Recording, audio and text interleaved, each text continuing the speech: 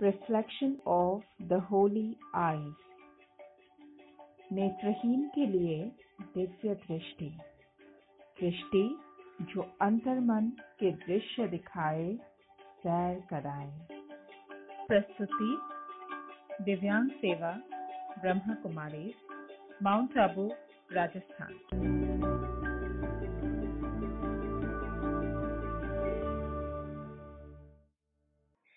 ओम शांति।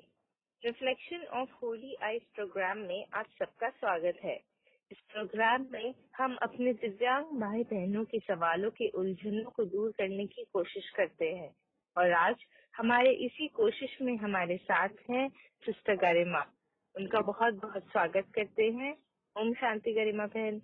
ओम शांति।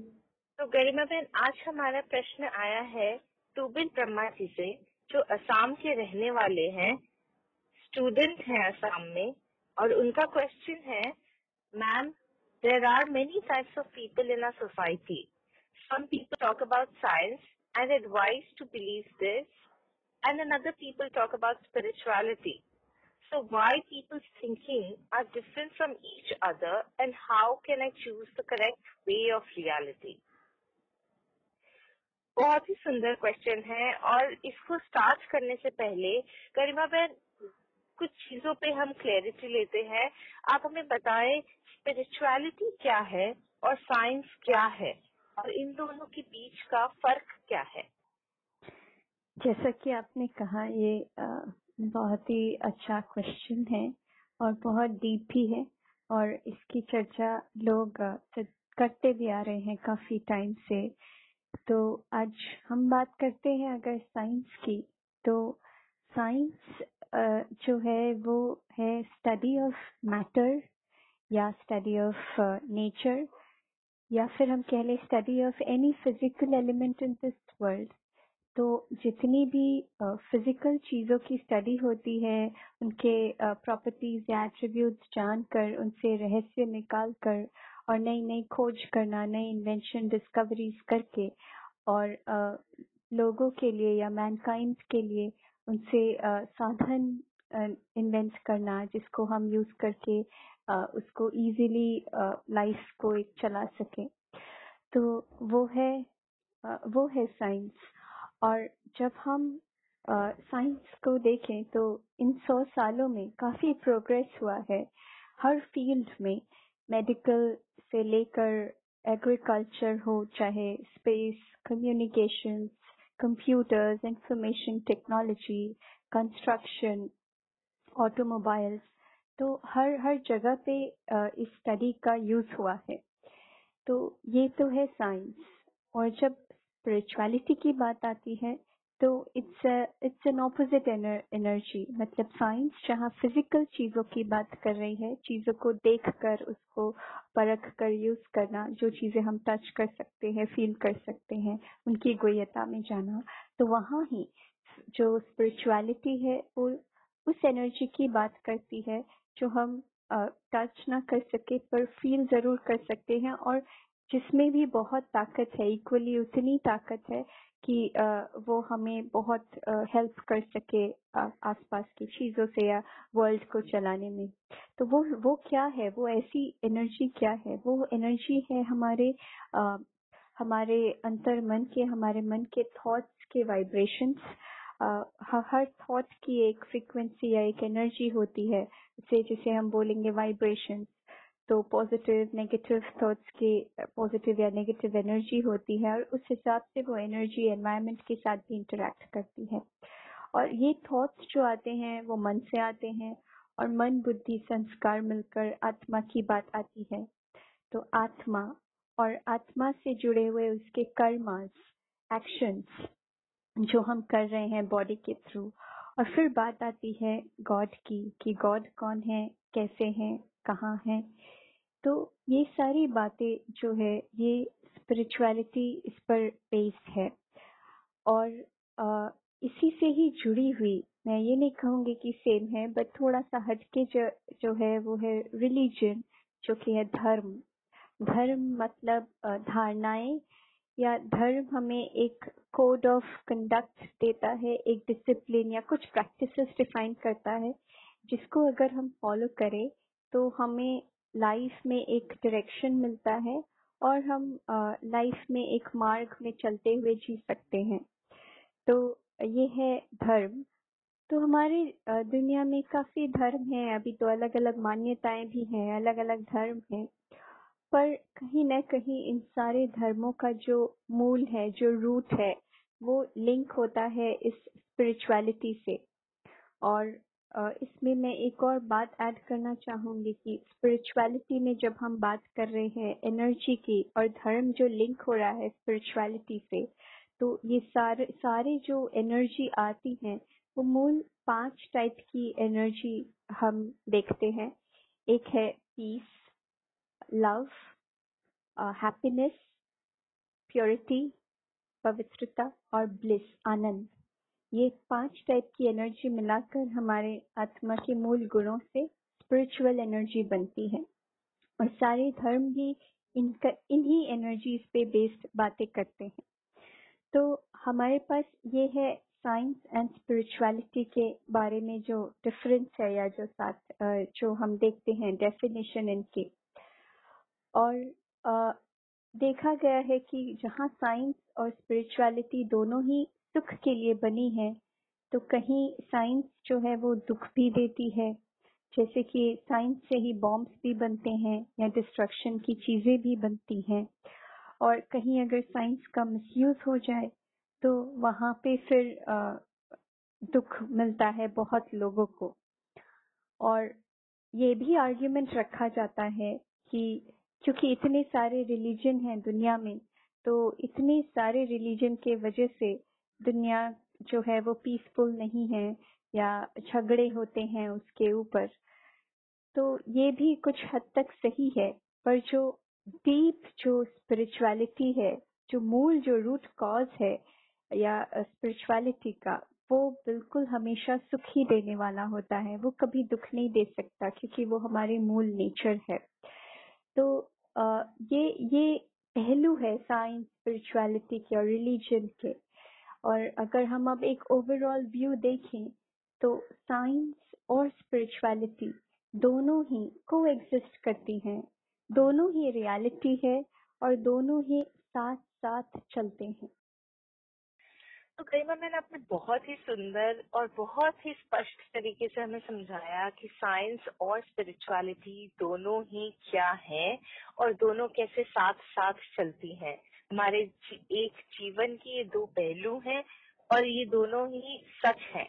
तो अब अगर हम कहें कि इसको एग्जाम्पल्स में, आप रियल लाइफ एग्जाम्पल्स में आप कैसे पुट करेंगी, अगर हम आपसे इस पर भी क्लैरिटी थोड़ा सा ले सके तो। जी बिल्कुल। जब रियल लाइफ एग्जाम्पल्स की बात आती है तो हम इसे तो हर वक्त देखते ही हैं लाइफ में, बट इसको हम 3 लेवल्स पे लेते हैं। एक हम बात करेंगे कि पर्सनल लाइफ में ये कैसे वर्क कर रही है, दूसरा फिर हम देखेंगे सोसाइटी के लेवल पे, और फिर तीसरा कुछ ऐसे डिसिप्लिन या कुछ ऐसे तरीके या प्रैक्टिसेस जहाँ पे ये एक साथ काम करती हैं। तो फर्स्ट अगर पर्सनल को लिया जाए तो हमारे दिव्यांग भाई बहनों का ही एग्जाम्पल लेते हैं कि वो भले ही विजुअली इम्पेयर्ड हो, आंखों की रोशनी चली गई है, तो आंखें जो है वो है फिजिकल चीजें, तो उसकी रोशनी चली गई, पर यहाँ पे फिर उनकी क्या काम में आई है स्पिरिचुअलिटी, वो अपने विल पावर से फिर भी कैसे हम नॉर्मल लोगों की तरह लाइफ जी रहे हैं। और उसके बाद साइंस उन्हें साधन देती है, जैसे कि उनके लिए ब्रेल बुक्स हो, ऑडियो हो, या और भी कई तरीके के साधन हैं जिसको वो यूज करके जीवन व्यतीत कर रहे हैं। तो उसको प्रॉपरली यूज करना और इतने अच्छे से अपने मन को संभाल कर चलना, तो ये है स्पिरिचुअलिटी और साइंस का कॉम्बिनेशन, उन्हीं के लाइफ में है ये। फिर एक बहुत ही छोटा सा सिंपल एग्जाम्पल भी लेते हैं कि फैन फैन जो है इलेक्ट्रिसिटी साइंस की देन है, पर जब गर्मियों में हमें बहुत ज्यादा गर्मी लग रही हो, हम फैन के नीचे आके बैठेंगे और हम कहेंगे बहुत कंफर्टेबल फील हो रहा है, आराम मिला हमें। आराम मिला, वो किससे मिला? बॉडी को मिला। और कैसे मिला? साइंस के देन से मिला हमें।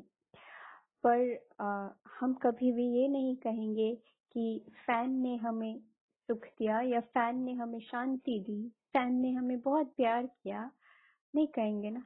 तो ये जो है वो कहाँ से आता है? वो लोगों के इंटरेक्शन से, हमारे थॉट्स के एनर्जी से प्यार फील होता है, लव फील होता है। जब दो लोग आपस में बहुत प्यार से बात करते हो तो वो चीज तो फिर भी या तो हमारे अंदर से आती है या लोगों से बात करके आती है। तो वो बात हो गई स्पिरिचुअलिटी की। इससे मुझे एक और बात याद आती है कि रोबोट रोबोट तो साइंस ने बनाया है, पर रोबोट और ह्यूमंस में फर्क है। वो फर्क क्या है? रोबोट तो चलता है, बोलता है, सभी कुछ करता है, पर फिर भी उसे ह्यूमंस की तुलना में जो कमी है वो है यही एनर्जी की, यही सोच की, क्रिएटिव शक्ति की। और इसी सोच के एनर्जी की कमी है। तो वो एनर्जी क्यों नहीं है उसमें? क्योंकि उसमें स्पिरिचुअलिटी पावर नहीं है, उसमें सिर्फ साइंस की पावर है। तो इसी ढंग से अगर हम अपने सोसाइटी के लेवल पे जाएं तो वहाँ पे भी हम देखते हैं कि जब कोई प्रॉब्लम या आपत्ति आती है दुनिया में, या कुछ बहुत अच्छा भी होता है दुनिया में तो हम हमारे रिएक्शंस भी उस हिसाब से, या तो सबको सहयोग देने के, सबको कोऑपरेशन देने की, प्रॉब्लम्स को एक साथ मिलकर फेस करने की एक भावना रहती है, या फिर हमारे मन में जो भी अच्छा हुआ उसके प्रति उद्गार रहता है। पर जब हेल्प करने हम जाते हैं इन प्रॉब्लम्स में, तो हम क्या देखते हैं कि साइंस के साधन, जैसे कि अगर फ्लड हुआ है तो एरोप्लेन से एसेंशियल आइटम्स या फूड आइटम्स लोगों तक पहुंचाया जाता है। तो साइंस का साधन तो है, पर उसे यूज करना कि इस ढंग से भी हम भेज सकते हैं लोगों तक, वो कहाँ से आया? वो हमारे विचार शक्ति से आया, और वो हमारी भावना कि हमें लोगों के लिए कुछ करना है, उससे आया। उसी ढंग से इंटरनेट पे भी, सोशल मीडिया पे भी लोग कितना अलग अलग प्रोग्राम्स बना के एक दूसरे को हेल्प करते हैं। वो हमने देखा भी है एग्जाम्पल्स, और उससे प्रेरणाएं, उससे पॉजिटिविटी भी फैलती है। तो साइंस के साधन से ही हम फैला भी रहे हैं अच्छी बातें, और फिर इन अच्छी बातों से हम और साइंस के साधन भी बना रहे हैं। तो ये सोसाइटी कैसे काम कर रही है। और फिर कुछ स्पेसिफिक अगर हम एग्जाम्पल्स देखें तो बहुत ही अच्छा एग्जाम्पल है या बहुत ही प्रोमिनेंट है योगा। योगा तो सबने देखा भी है, अनुभव भी किया है कि जब हम योगा करते हैं या थोड़ी बहुत भी एक्सरसाइज करते हैं तो बॉडी तो एकदम तंदुरुस्त रहती ही है और एनर्जेटिक रहती है। पर साथ साथ में हम ये भी कहते हैं कि आज हमें बहुत हल्का है, फ्रेश फील हो रहा है। क्यों ऐसा कहते हैं? क्योंकि योगा इज अ कॉम्बिनेशन, एक कॉम्बिनेशन है मेंटल वेलबींग का, और दूसरा की नेचर के साथ यूज करके, नेचर को यूज करके अपने बॉडी को क्योर करने का। तो वो भी एक साथ काम कर रहा है, दोनों चीजें मिलकर। और ऐसे ही बहुत डिसिप्लिन है, जैसे कि प्राणिक हीलिंग है, रेकी है। ये सब सारे जो डिसिप्लिन है उनका मूल यही है कि vibration, thoughts, energy, spiritual energy से कैसे हम अपने बॉडी को क्योर कर सकते हैं या कैसे बीमारियों को ठीक कर सकते हैं। वही उनका मूल जो जिसपे वो बनी है वो एरिया। तो ऐसे ही है। और फिर कम्युनिकेशन के लिए आए तो ये तो आपने भी बहुत बार फील किया होगा कि जब हम कुछ सोचते हैं और फिर सपोज आज मैंने सोचा कि किसी पर्सन के बारे में, और हम देखते हैं कि कुछ टाइम बाद उस पर्सन का कॉल आ गया है और हम कहते हैं कि आज तो हमने आपके बारे में ही सोचा था, और फिर आपने कॉल कर लिया। तो ये क्या है? ये क्या गया उस पर्सन के पास? तो वो हमारे थॉट्स अननोइंगली, जो हम नहीं जानते हैं, पर वो थॉट्स जो हैं हमारे, वो फीलिंग्स जो हैं, वो हर एक के पास जरूर पहुंचते हैं। तो ये भी एक स्पिरिचुअलिटी का एग्जाम्पल है। और लास्ट में जो है, मैं एक जापान के एक साइंटिस्ट थे, इनका नाम था डॉक्टर, था नहीं है अभी शायद, डॉक्टर मसुरू इमोटो। उन्होंने एक एक्सपेरिमेंट किया था बहुत अच्छा वाटर पे, पानी पे। तो उन्होंने पानी पे 2 तरीके के एनर्जीज भेजे। एक अच्छी एनर्जी जहाँ लव की फीलिंग भेज रहे थे पानी को एक बोल में, और दूसरे बोल में हेट्रेड की फीलिंग या घृणा की फीलिंग डाल रहे थे। और फिर जब उन पानी के पार्टिकल्स को देखा गया, मॉलिक्यूल्स को देखा गया, तो जहाँ गुड एनर्जी थी वहाँ के मॉलिक्यूल्स बहुत अच्छे थे, प्योर थे, और जहाँ बैड एनर्जी जा रही थी वहाँ के मॉलिक्यूल्स बहुत ही डिफरेंट थे और बहुत थोड़े से, मैं कहूँगी, इम्प्योर थे। तो वो जो एक्सपेरिमेंट किया गया, इससे हमें पता चलता है कि हमारा इफेक्ट नेचर पे होता है, फिजिकल चीजों पर होता है, और फिर फिजिकल चीजों को जब हम यूज करते हैं तो उसका इफेक्ट हम भी लेते हैं। तो ये एक जैसे साइकिल में चलता रहता है। तो हमारे पास भी वो पावर है। उस पावर से क्या क्या चीजें इम्पैक्ट हो रही है वो हमें अभी रियलाइज नहीं होता, पर वो है पास में। और वैसे तो साइंस ने बहुत सारे क्वेश्चंस आंसर किए ही हैं, पर कुछ ऐसे क्वेश्चंस हैं जो फिर भी अनआंसर्ड रह जाते हैं, जैसे कि लाइफ आफ्टर डेथ, रीबर्थ। ये सारे क्वेश्चंस सभी के मन में होते भी हैं कि मरने के बाद क्या होता है, रीबर्थ होता है या नहीं होता है। तो ये सारे क्वेश्चंस का आंसर हमें स्पिरिचुअलिटी से मिलता है। और इसका और एक प्रूफ भी है, जहाँ पास्ट लाइफ रिग्रेशन जो टेक्निक होती है वो भी लोगों को क्योर करने में काम आती है, और वो भी इस टाइप के आंसर्स हमें देती है कि हम जो है वो काफ़ी जन्मों से एक चलते आ रहे हैं, एक सॉर्ट ऑफ एक जर्नी पे ट्रैवल करते आ रहे हैं जन्म बाय जन्म। इस टाइप की चीजें भी हैं। तो इसका मतलब दोनों ही साथ चल रहे हैं। कुछ चीज वो दे रही है हमें, कुछ चीज इस तरफ से मिल रही है, तो दोनों ही साथ हैं। जी गरिमा मैम, ये बहुत ही आपने काफी ही इंटरेस्टिंग एग्जांपल्स दिए, और मैं समझती हूँ कि सबके लाइफ में, I think, day to day activities में ऐसी बहुत बातें आती हैं कहीं ना कहीं, जहाँ हम अपना स्पिरिचुअल फोर्स या बिलीफ सिस्टम यूज करते हैं साइंस के साथ। तो जी और कहीं ना बिल्कुल। कहीं हमने उन चीजों को कभी ध्यान नहीं दिया है, राइट राइट? राइट। तो आज आपके बातों से ये सारी चीजें बहुत सामने आ रही है, रिफ्लेक्ट हो रही है, इनफैक्ट तो हम कनेक्ट कर सकते हैं। तो अब ये जो आपने सारी बातें बताई, उससे तो बहुत क्लियर हो गया कि हमारी लाइफ में, हमारे हर एक एक्टिविटी में साइंस और हमारी मेंटल वेलबींग कह लें, स्पिरिचुअल वेलबींग कह लें, ये दोनों ही चीजें इन्वॉल्व हैं, और ये मिलकर ही हमारी पूरी लाइफ बनती है। तो ये सारे क्वेश्चंस, जैसे कि तुबिल भाई ने भी पूछा कि साइंस सिलेक्ट किया जाए या स्पिरिचुअलिटी सिलेक्ट किया जाए, फिर ये सारी बातें अब ये क्यों आती हैं, जबकि दोनों ही इतने रियल हैं और दोनों ही कनेक्टेड हैं? हाँ हाँ, ये तो आपने बिल्कुल सही पूछा कि ये क्यों आ जाती है, ये मन में क्यों कंफ्यूजन है कि दोनों ही कनेक्टेड है फिर भी एक को सिलेक्ट करें। तो इसके लिए हम थोड़ा बैक इन टाइम जाते हैं, और हमने भी स्टोरी सुनी है उस टाइम की जहाँ ऋषि मुनि थे, राजाओं के साथ भी ऋषि मुनि रहते थे, और उनके स्पेशल एग्जाम्पल्स दिए जाते हैं। हमारे रिलीजियस फाउंडर्स के भी एग्जाम्पल्स दिए जाते हैं जहाँ उन्होंने मेडिटेशन से काफी कुछ अचीव किया, और वो सामने हम उस टाइम के लोग वहाँ सामने देखते थे कि हाँ ये चीज काम कर रही है ना, कि ऐसे बहुत सारे एग्जाम्पल्स हैं। तो और मेडिकल साइंस में भी इस टाइप के उस वक्त ऐसे डॉक्टर्स हुआ करते थे जो बिल्कुल आपके नर्व्स चेक करके, जिसे नाड़ी वैद्य भी कहते हैं, वो सिर्फ नर्व्स चेक करके बता देते थे कि क्या बीमारी है, और उसका सोल्यूशन जो देते थे वो बिल्कुल काम कर जाता था। तो उस टाइम पे साइंस के साधन तो इतने नहीं थे, पर फिर भी ये लोग बहुत अच्छे से हर चीज को सॉल्व करते थे। तो वो पावर क्या थी? वो स्पिरिचुअलिटी की पावर थी। मतलब हम ही थे जो अपनी इनर पावर को अच्छे से यूज करना जानते थे।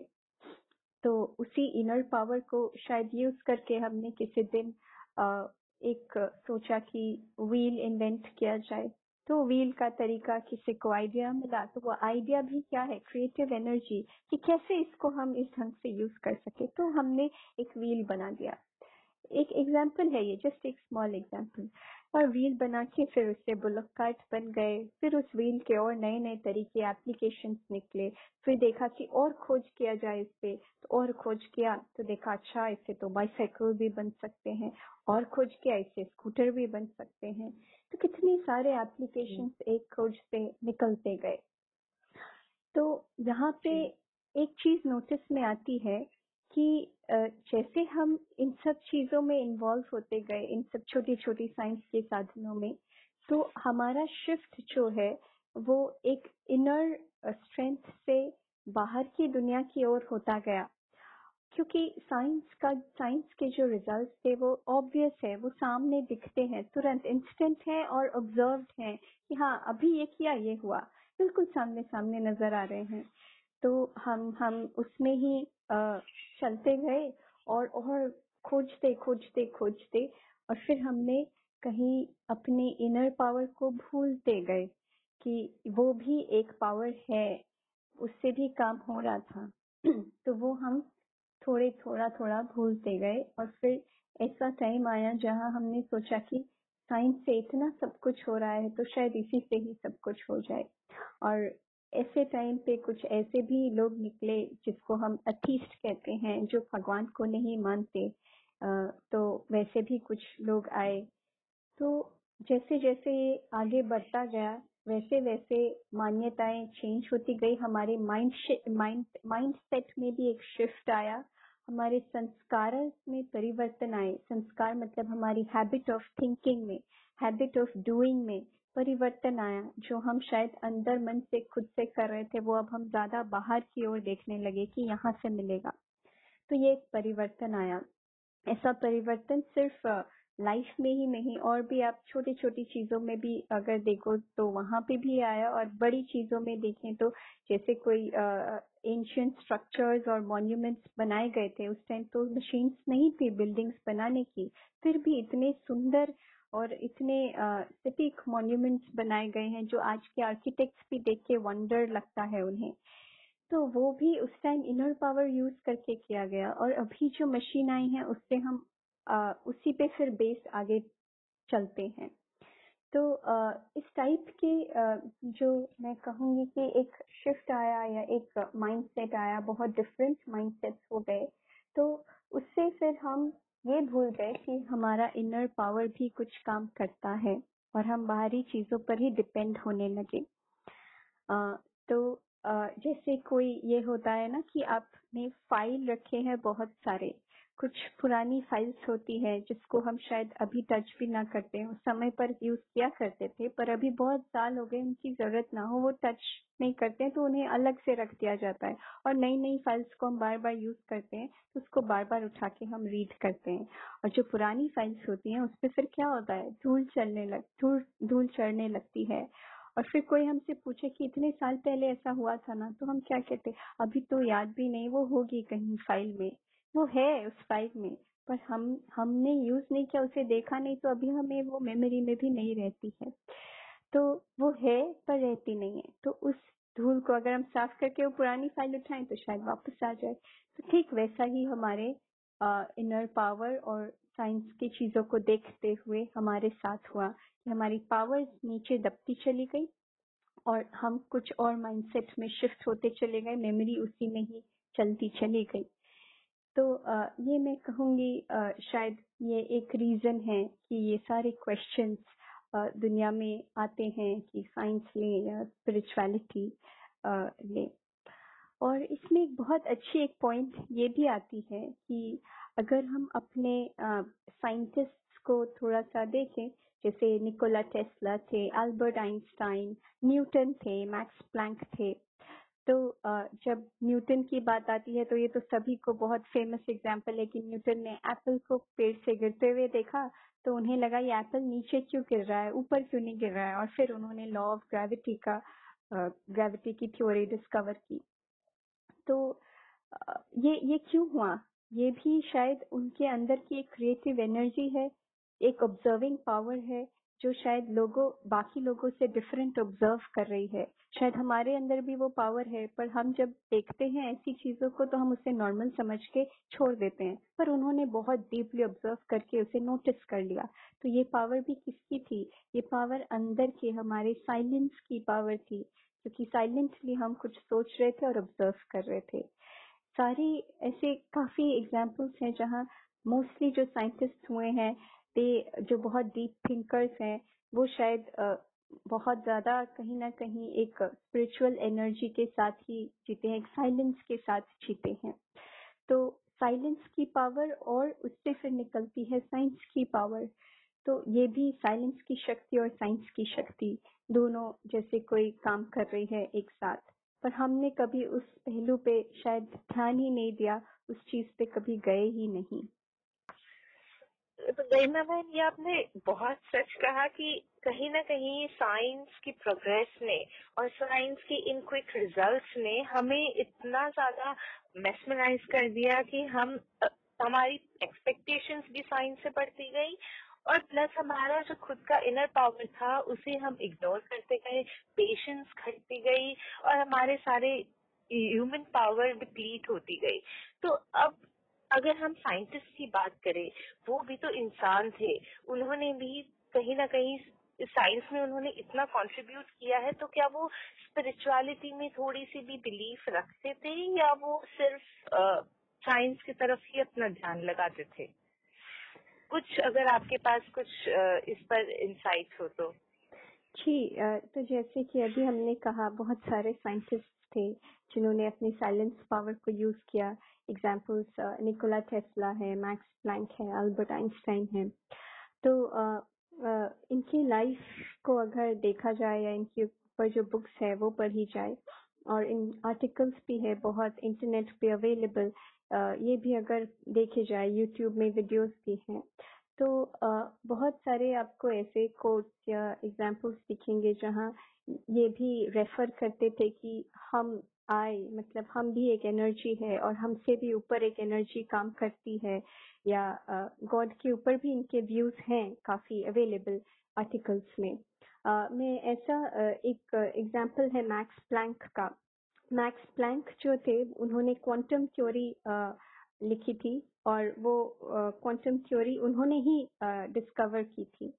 तो उनसे जब पूछा गया उनकी व्यूज अगर गॉड के ऊपर है, तो उन्होंने अपनी एक रिपोर्ट में भी कहा था कि जो रिलीजन है वो गॉड और मैन को कनेक्ट करती है और हमें उस पर चलना चाहिए, क्योंकि अगर हम सिर्फ साइंस को ही मानते हैं तो उससे शायद सब कुछ ना मिले। ऐसा मैं जस्ट एक समरी बता रही हूँ, पर उनके ऐसे बहुत सारे कोट्स हैं। उसी ढंग से और भी जैसे हैं अरविंद क्वेडिंगर, उन्होंने अपनी एक पब्लिकेशन है व्हाट इज लाइफ, उसमें काफी कॉन्शियसनेस या आई की और आई हु एम आई उसकी भी बातें की है। निकोला टेस्ला जो थे उनको तो उनके बारे में तो कहा जाता है कि उनको विजन्स आते थे और उस विजन से वो डिस्कवरीज या साइंस के साधन के बारे में बात करते थे। तो वो विजन्स जो थे वो आते थे। और निकोला टेस्ला में बता दूं कि जो ऑल्टरनेटिंग करंट के बारे में जो बात होती है आजकल, जो हम बैटरी के थ्रू फोन्स वगैरह चला रहे हैं, वो उन्हीं की देन है। तो इस टाइप से इवन अल्बर्ट आइंस्टाइन जो थे उन्होंने the world as I see it उस बुक में काफी बातें भी मेंशन की है, जो अभी हम इस बातों की चर्चा करने जाएंगे तो समय बीत जाएगा। तो समय को ध्यान में रखते हुए मैं यही कहूंगी कि हाँ, ये साइंटिस्ट भी कुछ बातों में बिलीव जरूर करते थे, और मैं एनकरेज करूंगी कि हमारे लिसनर्स को कि वो यूट्यूब में वीडियोस भी ढूंढ सकते हैं और आर्टिकल्स भी पढ़ सकते हैं जहाँ पे इनकी बातें लिखी हुई हो। और जैसे कि हमने पहले भी इस बात पे अभी चर्चा की थी कि साइलेंस की पावर, ये लोग भी कहीं ना कहीं एक अच्छे पावर में बिलीव करते थे, एंड इनको आइसोलेशन में रहकर, मोस्टली सारे साइंटिस्ट जो हैं वो एक अलग रहकर एक आइसोलेशन टाइप्स में कुछ टाइम तक रहकर डिस्कवरीज करते हैं। तो वो किस लिए करते हैं, क्योंकि शायद उनकी जो पावर है वो आइसोलेशन में, शांति में, उन्हें ज्यादा कुछ आइडियाज मिलते हो, उनके पास पावर आती है कि वो डिस्कवरीज कर सके, कुछ कर सके। तो वो सारी चीजें भी कहाँ से आई? वो भी एक स्पिरिचुअल पावर से ही आई। तो ऐसे साइंटिस्ट के लाइफ में भी इस पावर का महत्व मेरे हिसाब से रहता था और शायद अभी भी है। गरिमा मैम, ये आपने बहुत ही छू जाने वाली बात कही कि साइंटिस्ट भी साइलेंस में काम करते हैं, और इतने सारे आपने एग्जांपल्स दिए। आई एम श्योर हमारे सुनने वाले भाई बहन सब इनके बारे में जानना चाहेंगे, तो उसके लिए बहुत बहुत धन्यवाद। और उनके जो साइलेंस के बारे में आपने बात कही, तो क्या वो स्पिरिचुअल पावर और उसी से ही कनेक्टेड है जो कि हम बात कर रहे हैं कि हमारी इनर पावर हमने खो दी है आज की डेट में? क्या वो उसी से ही कनेक्टेड है? हाँ, क्योंकि जो हमारी सोचने की शक्ति है वो मूल हमारे आत्मा से ही कनेक्टेड है, वो स्पिरिचुअल एनर्जी से ही कनेक्टेड है। जो शांति की शक्ति है, जो एक अलग रहकर साइलेंस की शक्ति है, वो हमारे खुद के नेचर से ही कनेक्टेड है, वो अपनी खुद की स्पिरिचुअल पावर से ही कनेक्टेड। तो गरिमा बहन, ये सब सारी जानकारी हमें वापस मिल गई है, तो फिर अब ये क्वेश्चन आता है कि हमारे यही साइलेंस पावर, स्पिरिचुअल पावर को जो हमने खो दिया है, उसको एक बार फिर फोकस में लाते हुए साइंस के साथ उसका बैलेंस एक बार फिर कैसे बनाएं? जी, ये बहुत इम्पोर्टेंट है कि आज के टाइम पे हम इन पावर्स को फिर से जगाएं, क्योंकि इससे हमें बहुत कुछ प्राप्तियां हो सकती हैं। तो इसको जगाने के लिए जो आजकल लोग भी कहते हैं कि मेडिटेशन करना बहुत जरूरी है, और मेडिटेशन का नाम सुन के बहुत बड़ा लगता है, बट बहुत सिंपल एंड ईजी है। ये सिर्फ ऐसा ही है कि बस हम कुछ स्टार्टिंग में अगर 5-5 मिनट दिन में 2 बार, सुबह और शाम को या रात को 5-5 मिनट बस अपने अंदर जाकर थोड़ा सा चुप बैठकर और अपने अंदर जाकर अपने ही मन से बातें करें कि हम कौन हैं और हमारे में क्या पावर्स हैं। अपने मन को कहें कि हम में ये पावर्स हैं, इसको जगाने हैं, और अपने ही दिनचर्या को देखकर उससे थोड़ी पॉजिटिव बातें करें अगर मन से, तो ये मन ऑटोमेटिकली उस तरफ जाने लगेगा और हम में एक हमारी जो पावर है हमको खुद को रियलाइज होने लगेगी। तो इसके लिए मेडिटेशन मैं कहूँगी इज द की।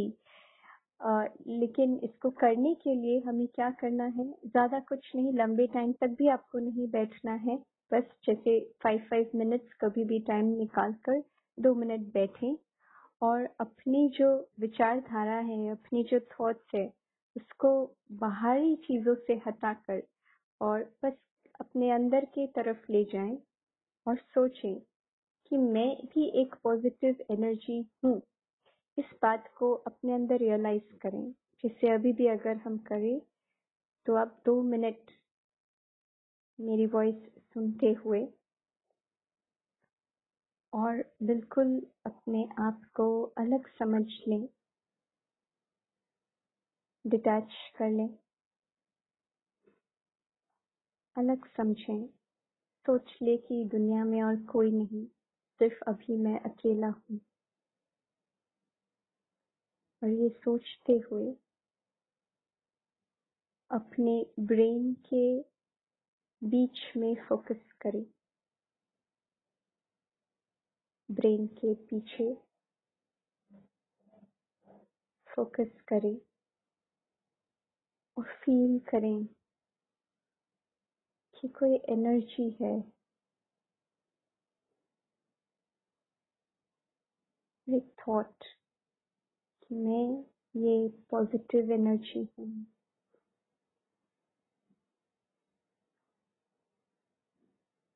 मैं एक पावरफुल एनर्जी हूँ। और अपने ब्रेन के पीछे इस एनर्जी को फील करें।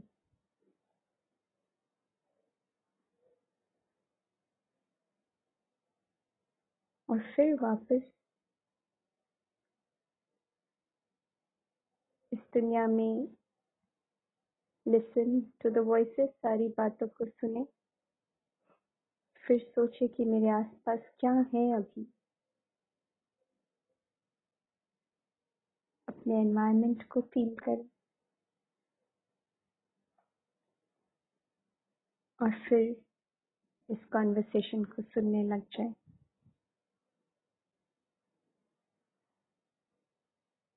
तो बस ऐसे ही 2-2 मिनट सुबह उठते ही और शाम को अगर हम निकाल सकें तो हमें खुद को बहुत डिफरेंट और सुंदर अनुभव होंगे।